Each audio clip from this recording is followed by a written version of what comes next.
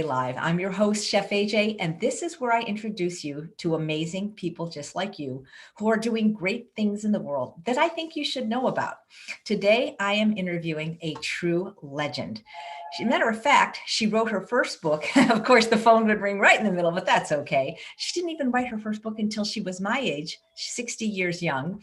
And at 94 years young, she still practices what she preaches and exercises every day. We're going to hear all about her life, and her name is Elaine LaLanne. It's so nice to have you on the show. Thank you so much for coming on.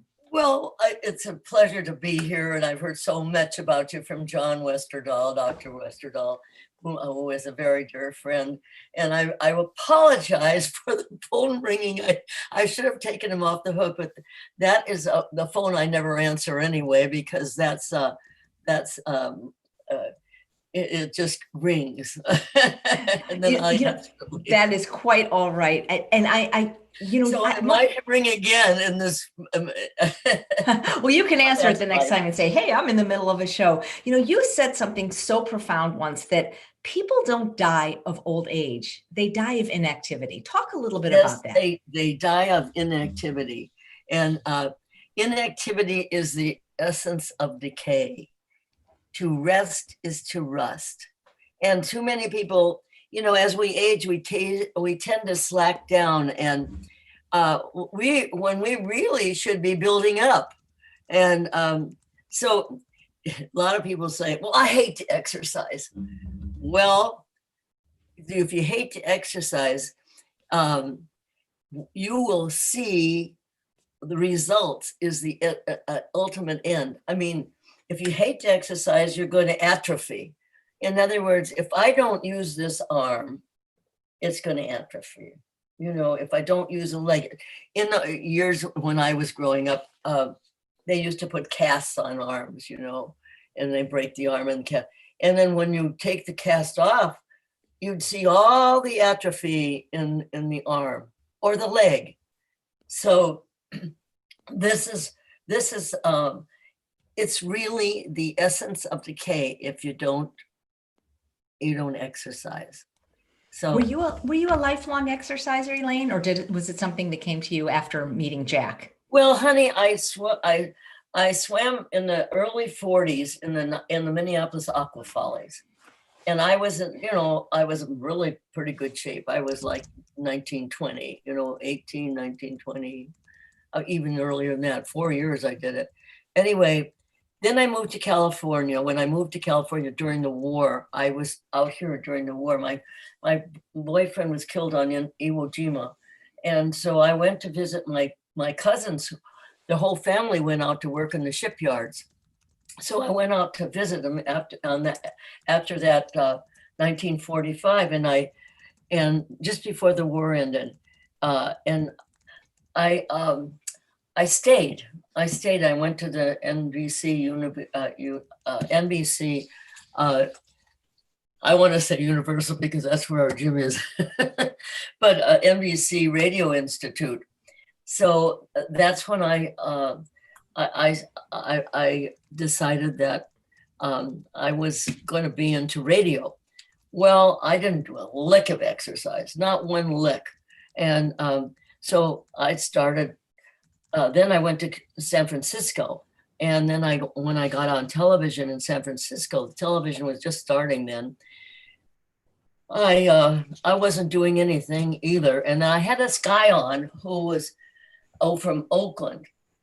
And so he said, I got this call and they said, and I'm doing this hour-and-a-half show every day on when television first starts.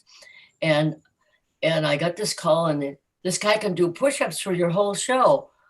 Oh, that's a good idea. So we have an hour-and-a-half show. We got a 12-piece orchestra left over from radio. And television is just starting in San Francisco. So this guy comes over and does push-ups through an hour-and-a-half. Guess who it was? Jack LaLanne. Oh, that looks like my dog. Toodles, where are you? Sorry, she wanted to come.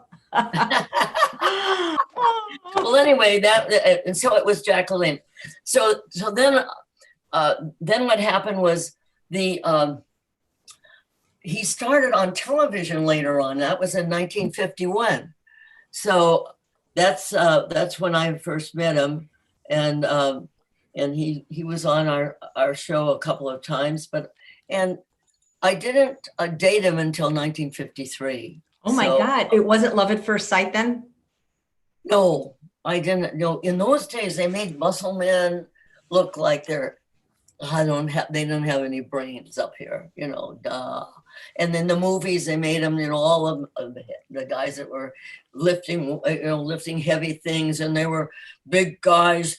They made them look like dunces, So that's a kind of thing that you had in your mind.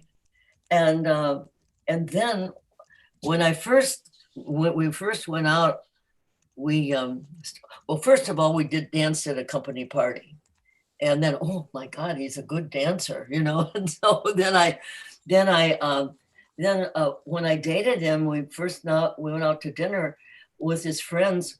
We sat there and talked, and I said, oh my gosh, he's smart. He's got a brain. Oh, he's so smart. And so then we went to a restaurant, and then we had to wait for the piano player said, come over, Jack, and sing. He's a great singer. He wanted to be an opera singer at one time. So anyway, he goes over and he says, come on and sing. And so he sings, because you're mine, da da da da da da da da. Oh my gosh, he sings too. And I don't know, we just got to talking, and we just hit it off, and we danced ever since. So there you go. That's how long were you guys married? 52 years. And we dated for 6 years. So we weren't rushing into this thing. That's incredible.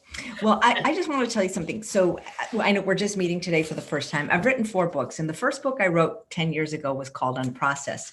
And I just want to read you what it says for the dedication.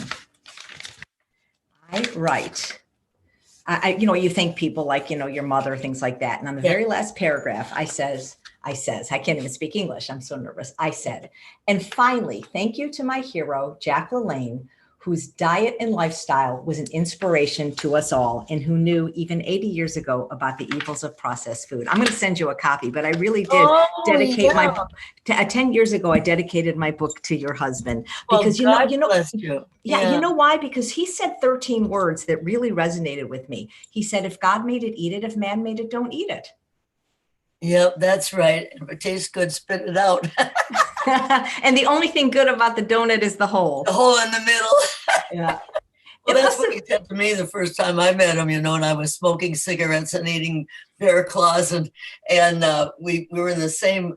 You see, his show went on at our show went on at 4:30 to 6, and his show went on at 9 o'clock in the morning. So I would come in with my chocolate donut and my cigarette, and we were in the newsroom, and there were 2 people that did the news in those days. It was a small little room, and so they would go out and give some news for like 5 minutes or something. But anyway, so he came over to my desk and he said, you should be eating apples and bananas and oranges, and if I didn't like you, I wouldn't tell you this. And I said, oh yeah. That is fantastic. But he would bring a guy over with a very big corporation out to here, way out to his belly. And so he took 30 pounds off of him in 30 days. And then he was so inspiring. You ask him a question, he started a exercise class at noon. And so for everybody that worked there. So I joined, and I said, oh my gosh, this is great. So he really inspired me and changed my life. I stopped smoking. The blues were bluer, the greens were greener, and I felt better. And I cut out all white flour, all white sugar, everything. And I changed my whole life, and I was been a convert ever since. Wow, that is amazing. So how did he get you? So when you were smoking and eating chocolate donuts, you probably weren't an avid exerciser like you are now. So did he? No, I wasn't, because I wasn't. My chest line was going into my waistline, and I my legs were getting that kind of washboard look. And boy, I started doing, the first time he had me doing leg lunges. Oh my gosh, I thought I was so smart, and I did too many and I couldn't, oh, it was so sore.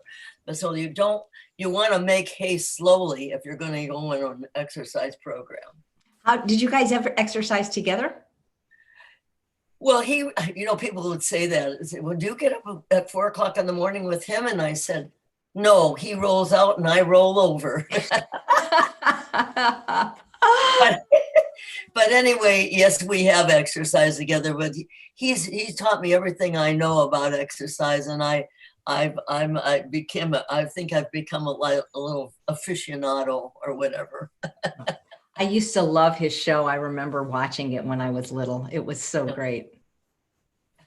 Yeah, well, he had a great sense of humor, just a great sense of humor. So, and we laughed through life. We just had lots of fun, So, it's just been a wonderful. So if people say they hate to exercise, think of the results, Yeah, I think sometimes it's harder to get people to exercise, even harder than getting them to eat fairly healthfully. And for some reason, people just are so inactive. Well, they don't want to take the time. And if I just wrote this book, came out this last year with Jamie Brinkus. He was the one that did the 8-minute workouts, in the late 90s. And so he wanted to do a book with me. And so we came up with, this is Jack's saying, if you want to live, move. But Jamie wanted to do a book, putting the boom back in the boomers. So, so we called it, if you want to live, move, putting the boom back in the boomers. And and of course, with 8 minutes a day, get you on your way. And we got a lot of little simple exercises in there. And do you want to see some of them? Absolutely. And I'm going to put a link to your book on Amazon or right here in the show notes. It's on Amazon. Well, here's some wake up exercises. That's me when I'm 60 right there. And that's Jamie. There's Jamie, and there's Jack. We got some old pictures of Jack.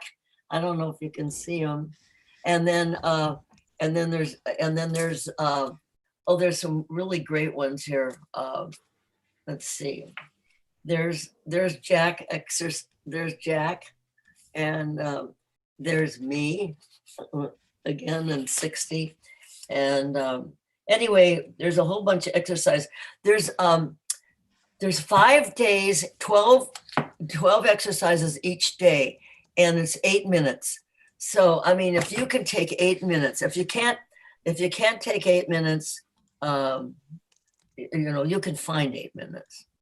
Especially now, with so many people still sheltering, I think some people have time to exercise now. Yeah.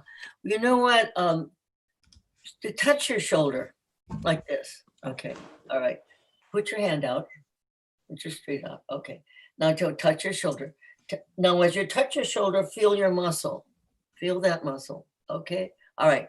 Now I want you to squeeze your fist real hard. Put it straight out. Put it straight out. And now bring it up. Bring it up slowly. Feel what's happening. What's happening. It's clenching. It's tightening. Resistance is the key to exercise. And if you think in, like, if you're just, I think I'll do some exercise. Well, you've got to get some kind of resistance there. You've got to think into your exercise. So there's so much to, and it's so easy, but it's just only takes a few minutes a day to get you on your way. Robin was saying it would be great if somebody made a documentary about Jack. Has anyone done that or is thinking about? We're working on one. Yeah, we're going to work on one.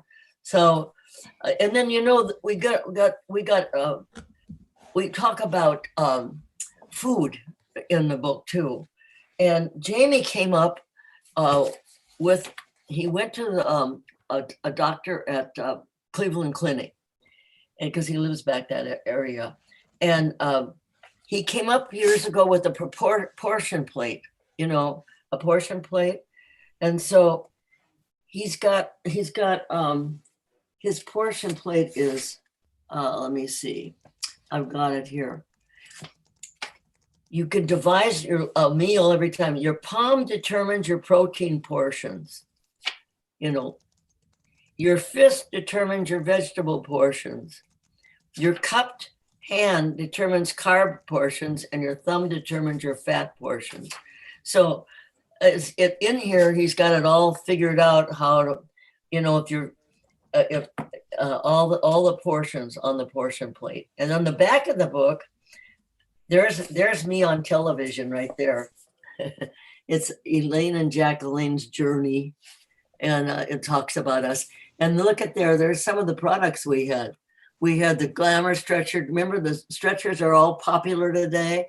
And there's our instant breakfast. We're the first one to have instant breakfast before carnation. And so there's a lot of interesting stuff in here. So, and I'll show you me doing a push-up at 90. Wow. I can't even do a push-up. I'm embarrassed to say. There's Jack lecturing. I don't know if you can see it, and then I'm doing a push-up at the end of the book. That was taken on the very morning of my 90th birthday. Wow, that's incredible. Now that's all in the book. You can get it on Amazon. I have my other books there too. The ones the at Fitness After 50 ones. How many books have you written? About 6. 6 or. I wrote juicing book, and I wrote that's still in print. And I wrote Fitness After 50, and then I wrote Fitness After 50 Workout, and then I wrote Dynastride, and then Eating Right for a New You. So, this is one of my very favorite books. Oh yeah, that's Jack's last book. Yeah. I love this book, and this is excellent. This is one of my favorite pictures. Yeah. Oh God. Yes, that's lovely. I mean, you could tell how much you guys love each other. Do you still juice? Oh yes. I still juice. And then, but we had such a great relationship, and people, you just have to, get along. You have to, and you can't be a clinging vine. You have to have your life, and you have to have his life, and we put our lives together. I mean, it was a good combination. Wow. You told me that Jack actually was a Seventh-day Adventist. You told me an interesting story before we went live. Yes, when he was young, they lived on a ranch, a sheep ranch. His grandfather was a sheep herder ranch. And they had this property. They didn't have it, but their grandfather did. And when Jack was 4, they moved down there because his mother had to help her father, feed the people that worked for them and all that. And so Jack lived on this ranch, on the sheep ranch, until from 4 to 14. So during this time that he had two times he almost died. One, he had a mastoid in his ear, and then another time I forgot what it was, but anyway, I think it was the mastoid. So these people were Seventh-day Adventists, and they were talking to his mother about becoming a Seventh-day Adventist. She was Catholic, and so she. And Jack was sick, so she called up this group of ladies, and they came over and they prayed all night for Jack, because it was nip and tuck whether he was going to die or not. And they prayed all night for him, and in the morning his fever broke, and everything was good. And so Mother LaLanne said, I will never ever touch another piece of meat again. And so she became a devout Seventh-day Adventist. And then of course she put Jack into Seventh-day Adventist school when he was little. And when they moved back to Berkeley, California, after the father died, and they lost the ranch because the sheep got hoof and mouth disease in that 1928 or 9, whatever it was. And then they all moved back to Berkeley, and then Jack went into the Seventh-day Adventist school. But he was brought, the school that they went to in Bakersfield was a one-room schoolhouse, and 8 grades in one room. But then he slept behind the hot pot belly stove. Yeah, it was a rough time out at the ranch. But anyway, that's, and then he went to Seventh-day Adventist, so he knows all about the Seventh-day Adventist. He didn't eat meat for like a number of years. Then he tried everything. He tried eating meat. He tried this. He tried that. He ended up eating fish and something. Sometimes he would eat a little meat, but no, not any. He might eat some turkey. That was it. But that's how I was indoctrinated to him. And I'm not a vegetarian, but I eat a lot of vegetables, and that's mainly my diet. But I do eat, if I do eat any meat, it's very small, But wow. How did he know way back then that sugar was so bad? Because now they have brain scans and MRIs, and they say that sugar can be as addictive as cocaine and heroin. But he knew a long time ago, before it was popular, to avoid white sugar. Oh, he felt that he was a sugarholic, and he learned this. See, when Jack when Jack was in high school, he bought Gray's Anatomy, and he learned all the workings of the body. And then he started talking about nutrition. Then became a chiropractor later, but he somehow he started learning about nutrition. And Paul Bragg is the one that changed his life, was when he was 14 years old. And I think he was one of the people that changed his life and told him about sugar. And so he started studying more and more about it. See, when Jack was 13 or 14 and a half, he was sick all the time. After they moved back to Berkeley, and there was a man speaking at the Oakland Women's City Club by the name of Paul Bragg, and Mrs. Joy. Jack they've taken him out of school for 6 months because he was just sick. And so he went to this lecture. Mrs. Joy next door suggested it, and his mother dragged him there, and they walked into the Oakland City Women's Club, and there was no seats. So they started to turn around and go back, and so Paul Bragg said, "Lady with the little boy, we don't turn anybody away here. Ushers, bring 2 seats and put them up on the stage." Jack had boils, pimples, arch supports, glasses, and here he sat up on stage, and he was so embarrassed. But there was one thing that Paul Bragg said, and that was, "I don't care what your age is. I don't care what your physical condition is. You can be reborn again." Well, that put a light in his brain. And then afterwards, it was like a light bulb coming into his brain. And then afterward, he went to talk with him, and he said, and Jack I can remember Jack saying this, he said, "Jack, you're a human garbage can." And so that's when Jack changed his whole life. He cut out white flour, white sugar, and he went on, he became a vegetarian, and he from then on, he just studied everything there was about nutrition, and he joined the YMCA and learned about weights, and he had to get into this box to work out these weights. He saw these guys working out with these weights, and they hit him in a box at the YMCA. And so he said he was learning wrestling then. And oh, little kid, you're too young. We won't give you you can't work out with these weights. He said, if I pin you guys, and Jack was like 5'6" or 5'4", 5 or whatever, and these guys were 6 feet. And he said, if I pin you guys in wrestling, could I work out with those weights? And they said, okay.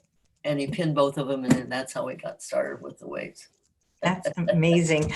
So when he stopped eating white sugar and flour, was that like a complete abstinence thing for the rest of his life? Or like, did he make exceptions for his birth? So even on his birthday, no cake? No cake, no everything. No, no, and I went on the same thing. I was the same way, and I did it, but when I turned 80, now I'm 94, I turned 80, I said to Jack, I'm 80 years old, and if somebody's having a birthday party, I'm going to have a piece of cake. And he says, it's not what you do some of the time that counts. It's what you do most of the time that counts. That is great. Okay. I love so many of his phrases, like exercise is the king, nutrition is the queen, and put them together and you have the kingdom. That's right. Yeah, he did a lot of those. How old was he when he passed away? He was 96. Yeah, he was going that year. It was his 97th year. He would have been 97 that year. Yeah. What did you think about his annual things, like when he would pull his age in boats? Oh yeah, when he was 40, he swam underneath the Golden Gate Bridge underwater. And he did it because in those days, people said, oh, you're over the hill. When you turn 40, everybody went down. We're over the hill. So he did that to prove that you're not over the hill. Look what I can do at age 40. Okay. On his age 41, he swam from Alcatraz to the mainland handcuffed. And so now when he's 60 years old, he comes to me and he says, you know what I'm going to do? I'm going to swim from Alcatraz to the mainland handcuffed, and my feet are going to be shackled, and I'm going to tow a 1,000-pound boat. I said, you gotta be nuts. Well, anyway, that's what we did. He said, well, I gotta practice. I gotta get used to the cold water. So he said, go down to go down and I'm gonna sit in the bathtub, and you go down and get I got for how many pounds of ice it was, but it was a great big sack of ice. And so I had to go down to the ice and on La Brea. We were living in Los Angeles at that time. And I went down on La Brea and got this great big sack of ice, came back, poured it in the bathtub on top of his head and all over him. And he sat in the bathtub for an hour sitting in that ice. Oh my God, that is crazy. I mean, did you guys have, I know you have children, but did you raise your children with this kind of passion for healthy eating and exercise? Well, I think, Jack is both of us were married before. And I have a son from my first marriage, and Jack has a daughter from his first marriage. Yvonne is a chiropractor, Dr. Elaine LaLanne. She married a pediatrician. And so she became a chiropractor because of Jack, I think. And then Danny is one from my first husband. And then we have John Allen, who I was thought that might pop in on us today. But anyway, he makes surfboards right now, and he's a musician, and he's a professional harmonica player and whatnot. So did this love of healthy eating fruits and vegetables, juice? They're all they know all about the health, and John is of course a surfer, and he was a captain of the surf team at Pepperdine, and so he's really in shape. and Yvonne works out every day, and Danny is the one that kind of, you know, he knows everything, but he's got a bad back. You know? But you know, everybody has their own life to live, and you can't. There's one thing about Jack: he never preached to anybody. He never said you're too heavy. You're never too. He said, "I see people as they can be. I never see people fat. I never see people too skinny. I only see them how they can be." And that's the way he looked at people. He never downed anybody. He never said anything bad about anybody. Wow, gosh, So, that of all the people in the world, he would have been the one I would have loved to have met. Quenna has a question. Do you have any friends your age that you work out with? do I? Yes, well, she just passed away, but I do, you know, remember, I'm 94. Not too many of us. You've pretty much outlived everybody, huh? But I do, you know, I just quit golf this last week. I'm writing another book with Greg Justice. It's called Pride and Discipline, the Legacy of Jack LaLanne in his own words and those who's inspired.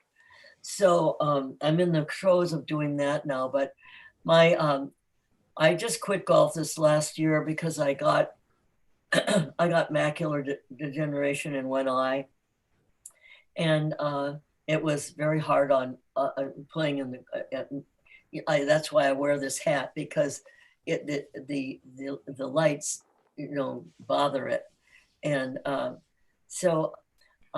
but anyway, I still have a couple of my friends that are still my age, and they're I guess I'm the oldest, but I'm only about a year older. But they just quit golf too. Aw. Robin says she remembers hearing Jack speak at the Anaheim Women's Club and wondering, do you ever do speaking engagements? Oh yes, that's what the first time I did a speaking engagement was when Jack was going down to Hollywood and to KTTV to start his show there, and so he said, "Well, you got to take all my speaking engagement." I said, "What am I going to do about I've signed you up to speak here and speak there." He said, "You're going to do them." I'm driving him to the airport. My tears are going down my eyes. I said, "I can't do that." He says, "Yes, you can. If you know your subject, you can speak on it." Oh, yeah, I know my subject. And so I did, and so I, you know, because I am enthusiastic about everything I do, and so it went over very, very well. And so that was in 1957, I guess. So I've been doing speaking ever since that. And then, yeah. So but I don't do those pointer, you know, those. They're just, I have to speak from my heart, you know. I can't go you know, point out here and point out there and just say things. I just have to say it from, everything I know comes from here. Nice. So Carla's saying, talk about the white dog. I can't remember the white dog's name. Oh, his name was Happy. We had we had 4 dogs. I mean, we had Happy, Smiley, Chuckles, and Walter. Now, people say, Walter, what is that? Well, we had a contest on the television, and the winner was going to get to go to Las Vegas, name the new puppy, and then a new white German Shepherd. And so that was, we had all these names, and we chose Walter because we all love to exercise regularly. So that's what Walter said. An acronym. I didn't realize. WALTER. We all love to exercise regularly. That is fantastic. And guess what? Later on, not too long ago, maybe several years ago, I got this letter or email or something. I'm the one that won the prize. I couldn't believe it. So it was really. Where does your zest for life and your passion come from? People are saying you're sharp as a tack. You just have such a zest for life, it seems. Well, I do. I have a wonderful zest for life. I enjoy life. I I mean I laugh at life. Some of the stuff that's said today I laugh at. I mean, but it's yeah, I just enjoy it. My Well, I think there's a big correlation between exercise and mood because, I've read so many studies that people that are anxious and depressed, that exercise is literally the best oh, antidepressant and you know, anti-anxiety medicine. there's a lot of times, we're Toodles, come here. I want to show you off. Well, anyway, we go for a walk every day, but sometimes I'm sitting there at the computer, especially when you're writing a book, and you're there and and you get kind of like this, got kind of tired. And I said, oh, Toodles, I don't know whether I want to go for a walk. I said, maybe I won't go for a walk today. So we go outside and she goes down the hill. And I said, oh, Toodles, okay. And so then I go down the hill up, and then there's a big steep hill in the back of the property. I go up there and I go around, and then I go in the gym and work out. And then I come out and I just feel like, whew, I feel so much better again. And the same thing would happen to me. I found this out when I first started exercising with Jack and I first went to work for him. This is before we were married. And so I lived in South San Francisco, and he lived in Alameda up in Northern California. So now it's a long way. So now I'm working, and I'm thinking, oh my gosh, I'm so tired. I can't go home. After work, I was going to go home, and I just felt so tired. And I said, well, I guess I'll go up to the gym. The gym was up above our office in Oakland. So I go up there and work out for a half hour. My gosh, I felt so good. And then I would go home, and my gosh, I do ironing, I'd wash, and I do all sorts of stuff. And so it's exercise will pep you up, but people don't realize that because the more tired you get, the more tired you get. So, but I guarantee you it happened to me. So I have to tell everybody else. Do you have like an actual routine that you do every day, or you just make sure that you do a certain amount of exercise every Well, day? I try to change. Jack says change your program about every 3 weeks, because muscles get used to doing the same thing. So I try to change it around, but we do have a gym in the back, and it's a lot of his equipment he invented and stuff. So but I change my program around. But I don't work out as hard as I did years ago, but I still make sure I do Because it. people just really want to know your routine, Elaine, like when you sleep, when you eat, what do you do? How many, because they want to be like you. I mean, 94. I eat every day, I sleep every day, I brush my teeth every day, and I exercise every day. And they're saying you have beautiful skin. So do you have a skincare routine? My routine? They said your skin is beautiful. Oh, well, I think that has to do with what you eat. Your skin looks beautiful too. Thank you. I agree. It's fruits and vegetables. That's the beauty secret. If you want beautiful skin, you eat foods that are good for you, that are nourishing your skin. And I want to say this, the first thing that I learned from Jack was, if you do everything in moderation, you can't go wrong. And it's true. Some people tend to overdo some diets that are made. They tend to overdo the diet. It's too complicated. And so people don't stay on it. But if you just do everything in moderation, you can't go wrong. You wouldn't need 100 apples a day, would you? No. If one apple is good, you don't eat 100. How does Jack want to be remembered? Oh, he doesn't care. He didn't care. He never thought about that. He never thought about how he wanted to be remembered. I don't think so. Um, he just wanted to be remembered. I know this, and all he ever said was, I want to help people to help themselves. And I would guess that would be it, because that's all he said. I mean, he just, the older he got, the more he said it. But I mean, I just want to help people to help themselves. Mm. It So, must have been amazing sharing yeah, your life with him. How do you want to be remembered?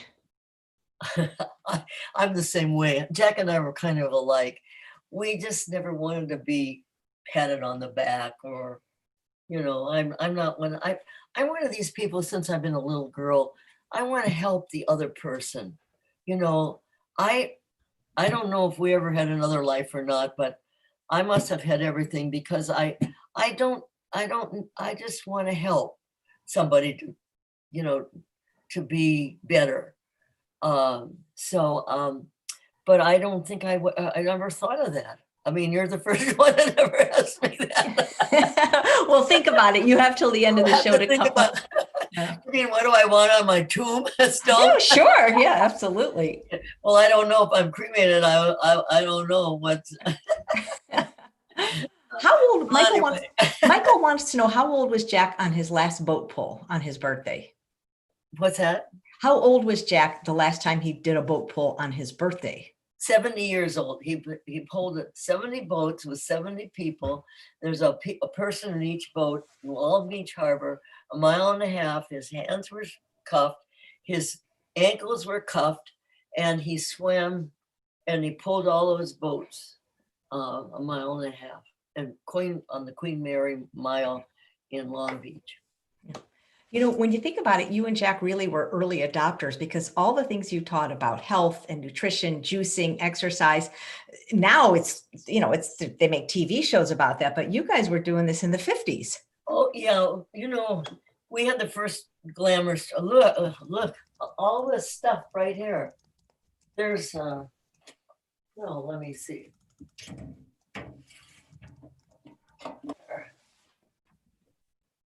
I mean, this is all there. That's the first instant breakfast. That Carnation did our incentizing, and then here he had Vitaline. I mean, there he is. These are all, that's all stuff that there's the juicers down there, and moisture tone. I mean, there's just all sorts of stuff that we did, and the Glamour stretcher. This I'm gonna get this over here. Look at this. You think you think the stretcher's new today? Wow, he Look at really this. he really You started think resistance training. that's new? That's a new idea. That's Jack's idea. All this stuff is Jack's idea. Wow. And, I hope, did he patent any of it? huh? Did he patent any of it? Well, we did in those days. We sold it. We sold lots and lots. That's how we stayed on the air. We had to sponsor ourselves, and that's why we own all our own shows today. We didn't depend upon any network or anything like that. So we own every one of our shows, and we have all of our DVDs on. I don't think I have a DVD there. Is there a way to see any of the old shows? What's that? Is there a way to see any of the old Oh, shows? yeah, you can see the old shows. We have 10 volumes. We have 10 volumes that you can get on our internet. We have a special on now in jacklalaine.com, shop LaLanne, jacklalaine.com, shop LaLanne. You can get all of his, you can get 50 shows if you get the 10 volumes. Or you can get volume 1 and volume 2 and volume 3. And then they're on those discs, those DVDs. So Bonnie, who's watching live, made a comment. She's 94. Did you see how easy she popped out of her chair? I used to work as in a retirement home as an activity director, and it would take 3 people to get people much younger than you out of their chair once they sat down. Oh, I can go get out of the chair pretty good. Yeah. My brother-in-law is a fireman, and he says the number one call isn't even fire, it's getting people off the toilet, Off senior the floor. citizens. Yeah. Yeah.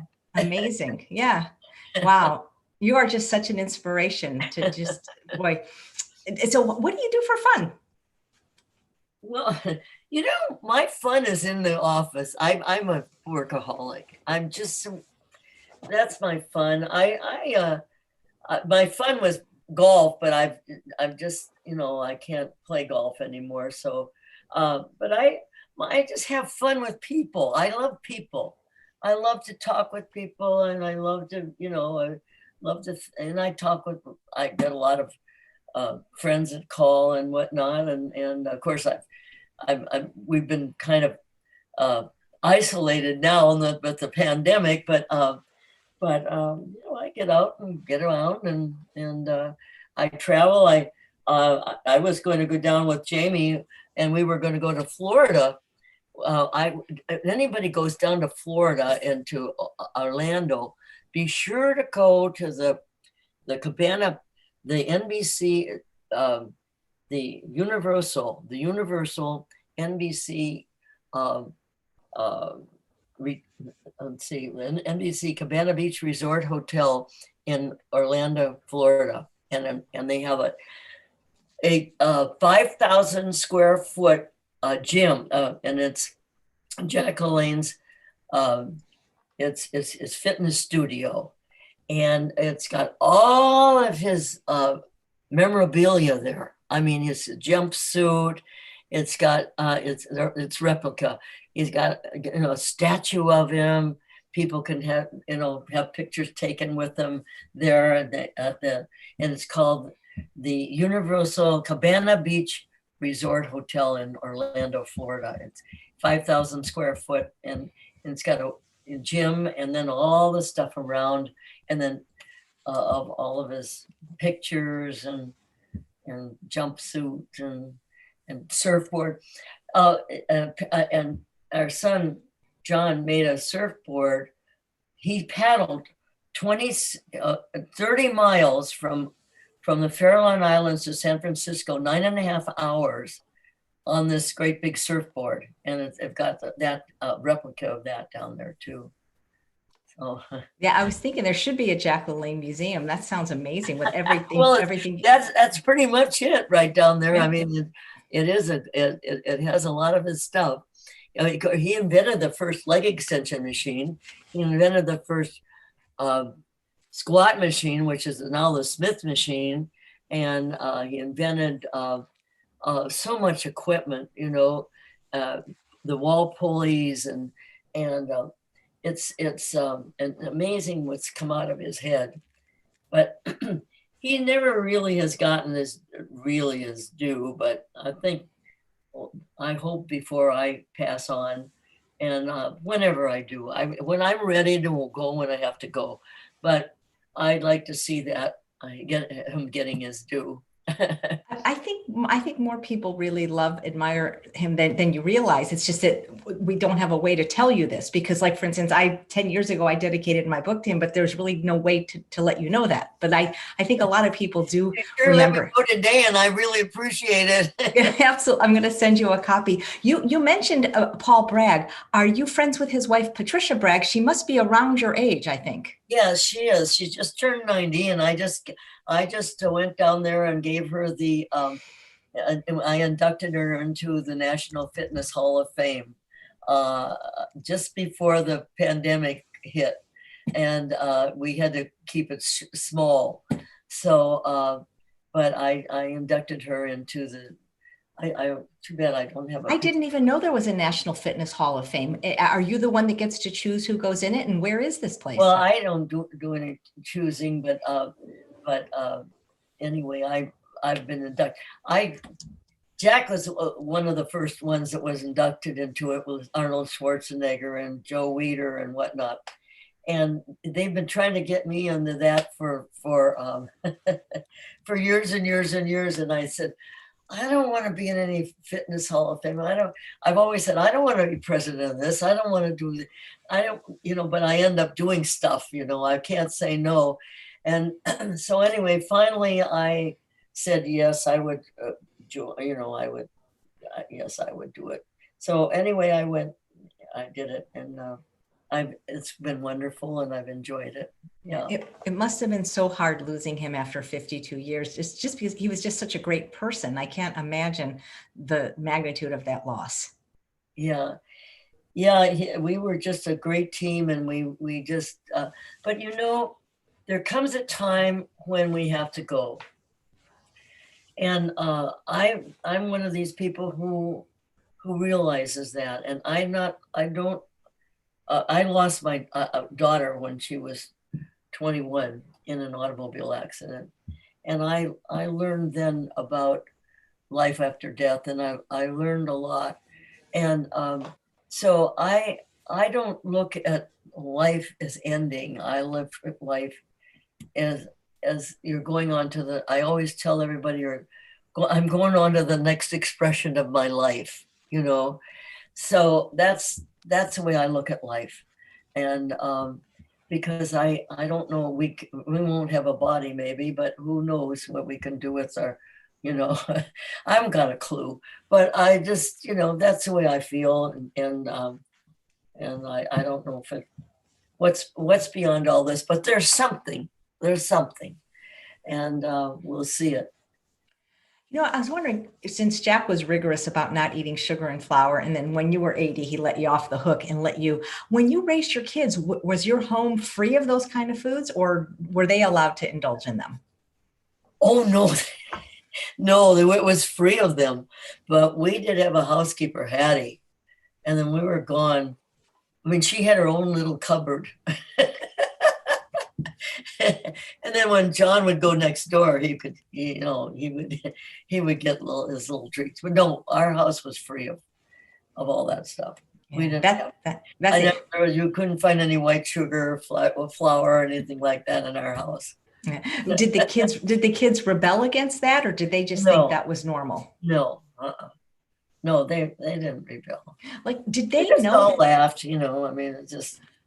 Did they know that their dad was? I mean, I know they knew their dad was Jack LaLanne, but did they know he was like this icon and a TV star, or was it just dad for them? Yeah, but they did, they never looked at it that way. I mean, they just looked at it the way we lived our lives. I'll tell you, we had a nice home in Hollywood in the Outpost Estates. So, okay. So now this lady writes a big thing in the Sunday paper. It's called, I forget what it was. It was, how this comes out on Sunday, and a big thing. And the first thing it says, she was visiting the Jack LaLanne's unpretentious home in the Hollywood Hills, complete with the basketball hole in the screen. I mean, we lived a life that we didn't, I don't know. We didn't think about being celebrities or anything. You know what Jack used to say? He used to say, you know what a celebrity is? A guy trying to find a job. You should write a book just of all his wonderful sayings. I've got to put that in my book. I was trying to think of things that Jack used to say that would be funny. And then he just said, you know what a celebrity is? A guy trying to find a job. That is priceless. What's changed most about the world in the last 90 years? Have you noticed? What's changed? Yeah, what have you noticed? For good or bad? Well, I mean, we used to be able to, when we were young, we used to call each other names, and I was a Norwegian and I was a squarehead, and we used to be like this. Oh boy, I'm a squarehead, or I'm a this, or I'm a that. But now you can't say boo, But that was we always somehow the wording has changed, and things are not the way we grew up, and not the way uh, we had fun doing it, you know, and nobody had any animosity or anything like that. We just, it was just fun, you know, but It just seems like it was a kinder, gentler world in the 50s. yeah, and well, mine goes back to the 30s. Yeah. Yeah. I was born in 1926, so Wow. and when I was a little girl, it was the 30s, 40s. What do you miss most about Jack? Oh, I don't know if maybe his humor, I guess. I mean, because he was always saying something. I mean, he was always, it was no matter what you said, he had a funny line, you know. So I said, I'll be there shortly, Jack. And he says, I'll be there longly. Did any of the kids inherit his sense of humor? Yeah, John. John has an exact same sense of humor. I told him to come by about you know, I said I'm gonna be on the about come by about 1:30 or 1:20, and but I guess he's Oh, maybe he'll come on another time. Colleen is saying your mind is so sharp. How can you remember so much? oh, I remember everything. Claire that works for me, you know, she works part-time for me. I think she's the one that emailed you. And but she just works part-time. She's gone into the dog business. She walks dogs and does all sorts of stuff. Anyway, so Claire, so what the question was again? I forgot. No, I'm just kidding. The question is how do you remember things so well? You have a very sharp how memory. do I remember? She says, I can't believe you. She says, I can't remember the stuff you remember, you know, but I do remember. And that's why I'd like to stay alive long enough if there ever comes in time in my time a documentary. I know everything. I mean, I said, no, that's wrong. That's because there's a lot of people that think they know everything. They know things about Jack, and that's not true. I mean, I know that, you know, I read stuff a lot of times, and a lot of times the dates are wrong and this is wrong. So I'm the only one that knows. Well, let's get that documentary made, because that will be amazing. Yeah. You know, I wish Jack was alive in general for so many reasons, but there was a documentary, and I believe you can still get it either on Netflix or Amazon Prime, that I think he would really be impressed with, called Game Changers. Are you familiar with that? I've heard that. Yeah. I think he would really like it because it talks about how these were people that were Olympic gold medal winners. Is that a documentary, those Name Changers? Yeah, it's a Game Changers. It's a documentary, and it has a bunch of people that eat a plant predominant or completely plant-based diet that went on to win gold medals and do extraordinary things like your husband. But I think he would have really resonated with it because the nutrition is so important. And, you know, one of the things I might say, Elaine, is one of the reasons your memory might be so good, and I learned this from some of the neurologists I've interviewed, is exercise has a great impact on prevention of Alzheimer's and keeping your memory sharp. So yeah. Well, you know, I'm friends with Maria Shriver, and she has this thing that she does every year, you know, for Alzheimer's. And I was there this last year and spoke a little bit. And but I learned a lot too with all of these people that spoke about Alzheimer's disease. And it's quite interesting. And the doctors that were on this panel, they're you know, they're all agreed that nutrition and exercise were two of the key of the 5 doctors that were on. I mean, they were it's very, very important. Oh my gosh, this is I love this question, and I love your answer, Stephen Turner. So if the documentary about Jack LaLanne will be a documentary, but somebody is saying if there was an actual movie about Jack and Elaine LaLanne, your lives, what actors would you like to play you, and what actor would you like to play Jack? I don't know. I don't know. I'm thinking who would be a good you? I Maybe. just, I never thought of that. I mean, now you hit me between the eyes. Yeah. Stephen is suggesting J.K. Simmons for Jack, but I'm thinking, God, maybe Hugh Jackman for Jack, guys. You know, somebody, because look how I mean, Jack was very handsome. I mean, my goodness. Yeah, it would have to be somebody.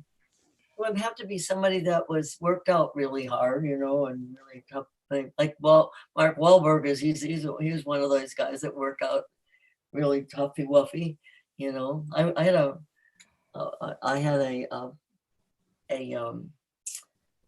workout with him one day last year. Yeah, and F45.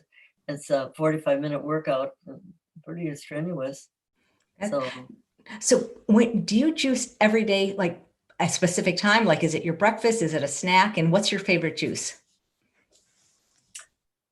Carrot. I just love carrot, and I love carrot and apple, and you can put all sorts of stuff with it.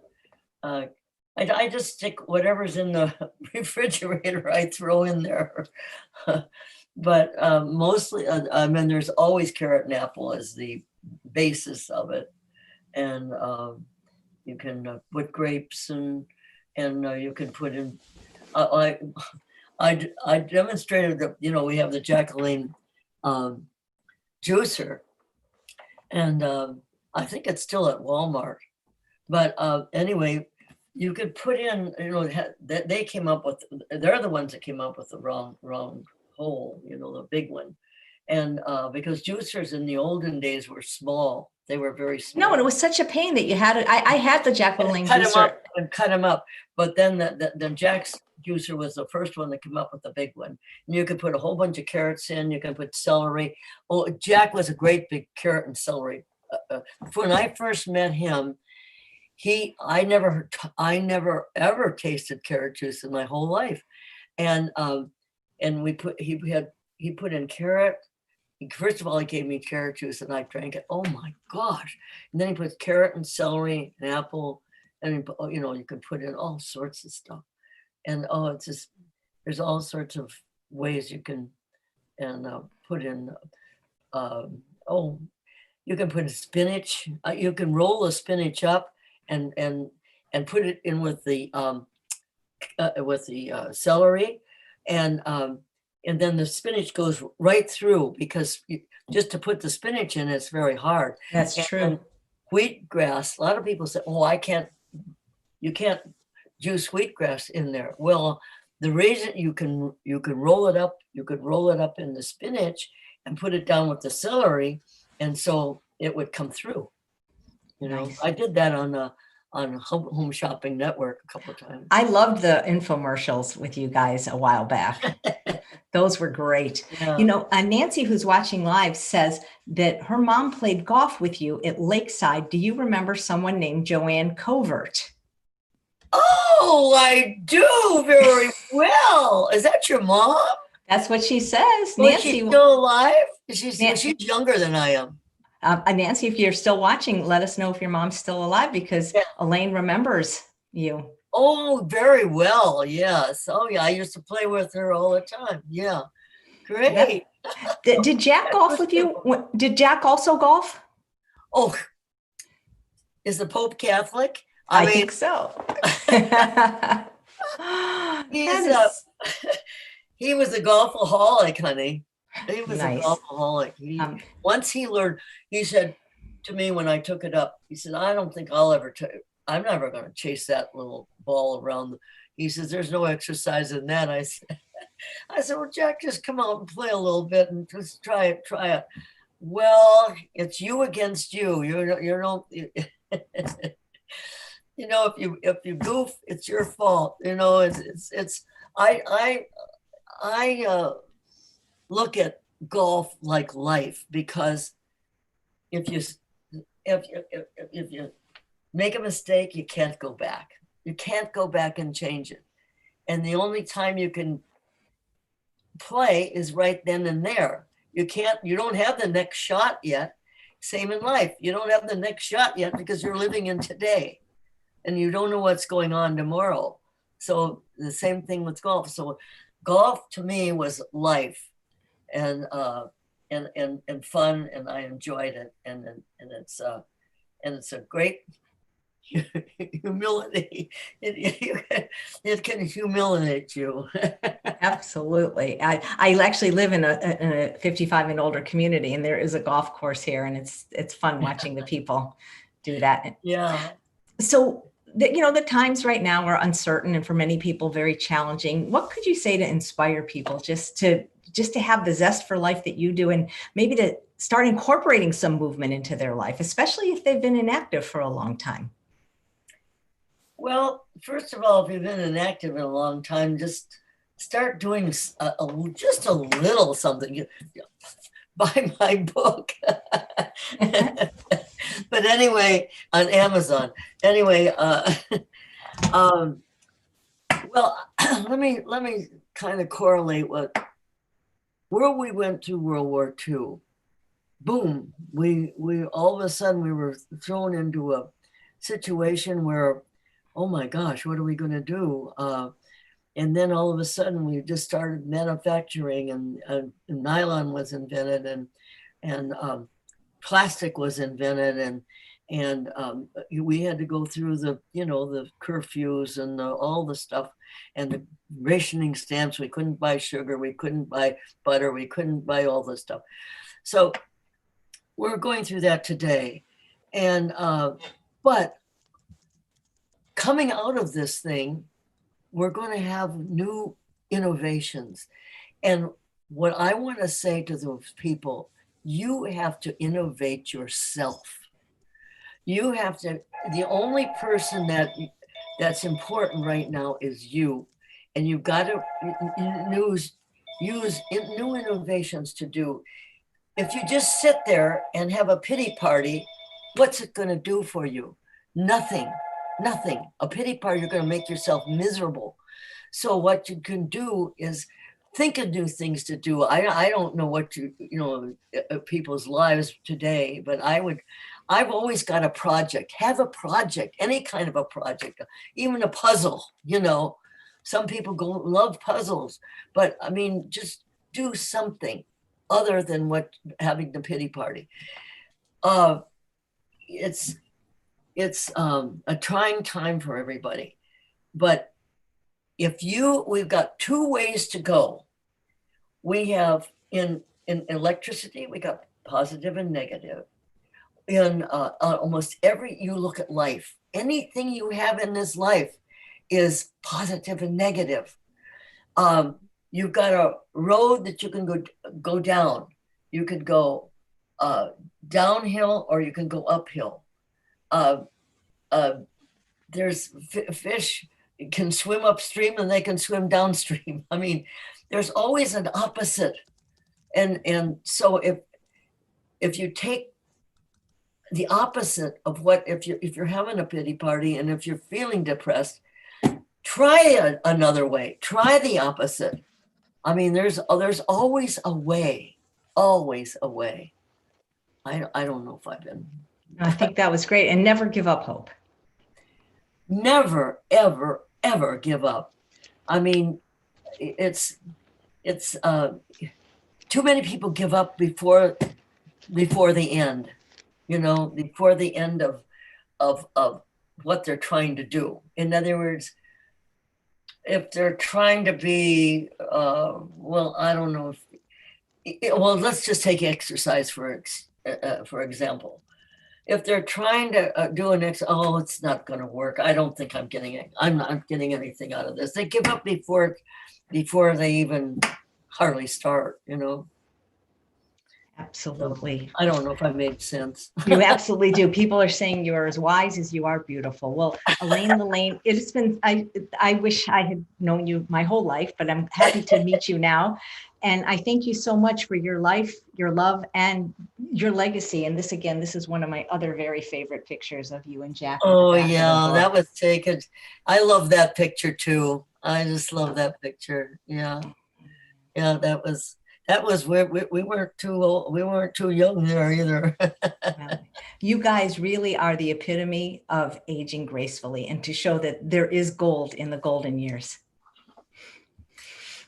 God, I don't like to cry on my show, but it's just people like you just inspire me so much. Well, you're very inspiring yourself, and you know what comes out in you is love. What comes in you is caring, and not a lot of people, you can tell that you care, and I can feel it, and you come through. And so that's what we want to impart that to everybody. Let go and let God. Let go and let yourself give of yourself, because you're beautiful inside. You're beautiful, and too many people don't think they're beautiful, and but you are. Everybody's individualized in this life, and there's no two grains of sand alike. There's no two anything's alike, but because that's because you're individualized. There's no two leaves on the trees alike. So therefore you're think of yourself as very special. And so that's all I want to say to everybody. You're very, very, very special. Thank you. And you are too, Elaine. And don't forget, if you want to live, move. If you rest, you rust. Thank you so much, Elaine LaLanne.